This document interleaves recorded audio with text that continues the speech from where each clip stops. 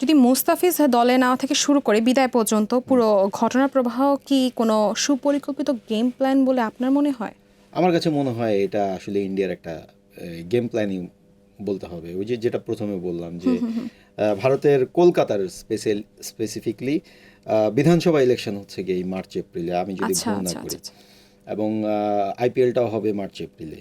আচ্ছা। এবং আমার ধারণা ভারতের বর্তমান যেই সরকার, যারা কিনা হচ্ছে গিয়ে পশ্চিমবঙ্গে যারা কিনা হচ্ছে গিয়ে তৃণমূল কংগ্রেসের এগেনস্টে বিজেপি একটা স্ট্রং অবস্থান নিতে চাচ্ছে, যাদের গত নির্বাচনে সিট খুব কম ছিল, কম এবার ছিল। তারা এটা রিগেইন করতে চাচ্ছে, তাদের একটা ট্রাম্প কার্ড হতে পারে এই মুস্তাফিজ মুস্তাফিজ ইস্যুটা। কারণ আপনারা জানেন যে তৃণমূল কংগ্রেসের সঙ্গে শাহরুখ খানের একটা ভালো সম্পর্ক, সম্পর্ক আইপিএল আছে। ওখানে চলাকালীন সময় শাহরুখ খান থাকবেন, সেখানে শাহরুখ খানের উপর এক ধরনের চাপ সৃষ্টি করা, যাতে তৃণমূল কংগ্রেস এই ফেভারটা নিতেই চাইবে, শাহরুখ খানের ফেভারটা। অবভিয়াসলি। সো ওখানে কি আসলে মুস্তাফিজ বলি হলেন কি না, এটা কিন্তু একটা প্রশ্ন। আমরা আসলে এই রিয়াকশনটা কিভাবে করলাম এবং এটার ফলশ্রুতিতে কি আসবে, এটা কি কিন্তু তারা আসলে আমাদের যে বাংলাদেশের যে মানুষজন রয়েছে তারা তো আসলে ক্রিকেট প্রেমী বলতে পারেন, অথবা তারা আবেগপ্রবণ অনেক মানুষ।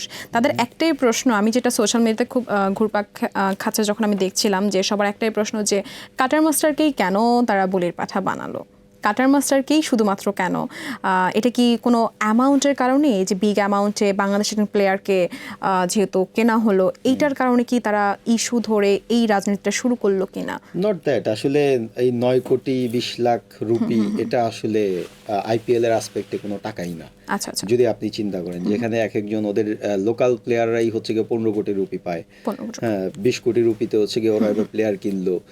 তো এটা আসলে বড় কোনো ফ্যাক্টর না। ফ্যাক্টর কিন্তু আমাদের লিটন দাসও তো হচ্ছে গিয়ে কলকাতায় কলকাতা খেলেছে, হ্যাঁ। খেলছে। সাকিব আল হাসানও তো হচ্ছে গিয়ে কলকাতায় খেলেছে, এবং সাকিব যে সময়টায় খেলেছে আপনার মনে আছে কিনা, সেই সময় বাংলাদেশ এবং ভারতের মধ্যে ক্রিকেট কূটনীতি একটা চরম খারাপ অবস্থায় খারাপ ছিল। অবস্থা ছিল। সেখানে হচ্ছে গিয়ে মুস্তফা কামাল, তিনি হচ্ছে গিয়ে আইসিসি সভাপতি পদ থেকেই পদত্যাগ পদত্যাগ করেছিলেন একটা করেছিল। নো বলকে কেন্দ্র করে।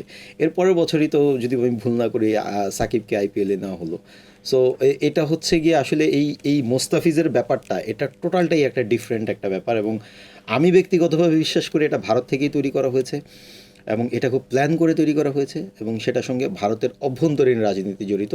সেখানে বাংলাদেশের সঙ্গে আসলে কোনো প্রকার ওয়ান টু ওয়ান ডিল নেই। সেখানে আমার মনে হয় বিধানসভা ইলেকশনকে কেন্দ্র করে এই মুস্তাফিজকে বলির পাঠা বানানো হয়েছে, এবং আচ্ছা। এটা নিয়ে একটা রাজনীতিও চলছে। আমি যদি বলি, কাশ্মীরের মুখ্যমন্ত্রী গতকালকে একটা স্ট্রং স্টেটমেন্ট এক্স্যাক্টলি। দিয়েছেন, আসামের মুখ্যমন্ত্রী স্টেটমেন্ট দিচ্ছেন, ত্রিপুরার মুখ্যমন্ত্রী স্টেটমেন্ট দিচ্ছেন। আমি কানেকশনটা একটু খেয়াল করেন, সেখানে যেখানে হিন্দু মুসলিম এক ধরনের একটা ব্যাপার চলে আসে, সেখানে হচ্ছে গিয়ে বিজেপি যেখানে কেন্দ্রীয় ক্ষমতায়, তারা কিন্তু একক সংখ্যাগরিষ্ঠতা নেই, তারা কিন্তু হচ্ছে গিয়ে অ্যালায়েন্স করে দুটো পার্টির সঙ্গে, আমার মনে হয় খুব সম্ভবত অ্যালায়েন্স করে তারা হচ্ছে গিয়ে ক্ষমতায় আছে।